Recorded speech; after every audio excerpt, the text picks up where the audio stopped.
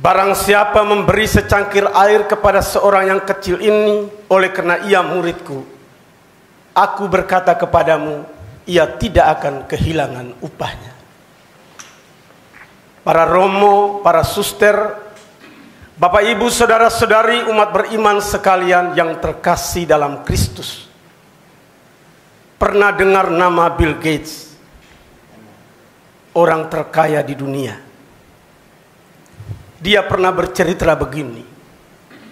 Waktu saya belum kaya dan belum populer, suatu saat saya berada di Bandara Internasional New York. Seorang loper koran datang menghampiri saya dan meminta saya membeli koran itu. Tapi karena saya tidak punya uang receh, saya tidak bisa membeli. Tapi heran, loper koran yang kelihatan miskin itu memberi saya secara gratis. Saya menolak, tapi dia tetap memberikan kepada saya. 3 bulan kemudian saya berada lagi di Bandara Internasional New York. Datang lagi loper koran yang sama. Dia menawarkan lagi koran. Saya juga tidak mempunyai uang receh. Tapi dia katakan, ambillah.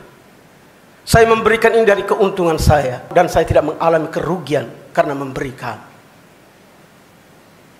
19 tahun kemudian Bill Gates menjadi orang kaya.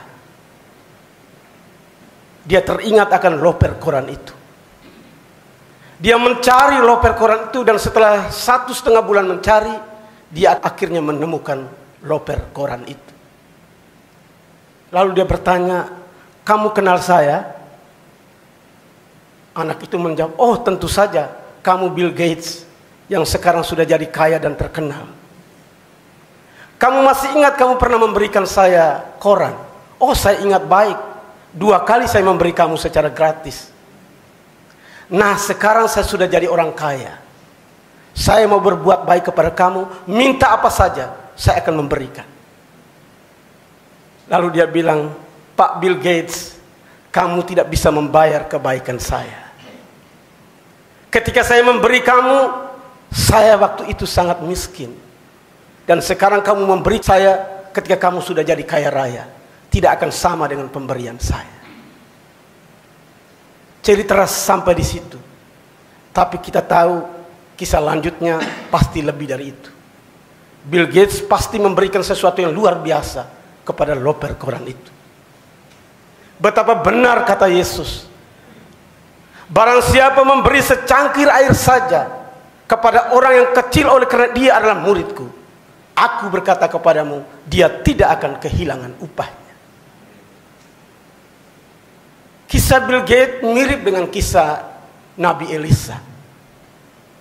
Ketika Nabi Elisa mengunjungi kota Sunem, dia dijamu oleh seorang perempuan kaya raya. Terus menerus. Dan kebaikan di meja makan itu berlanjut kepada kebaikan yang lebih luas.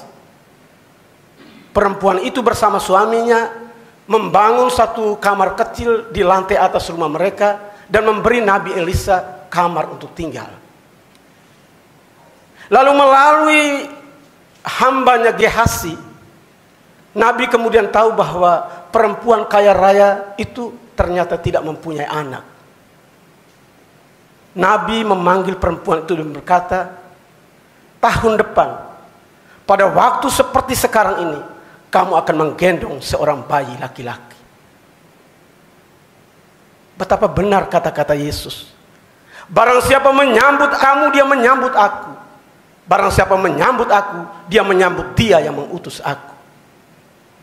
Barang siapa menyambut Nabi sebagai Nabi, dia akan menerima upah Nabi.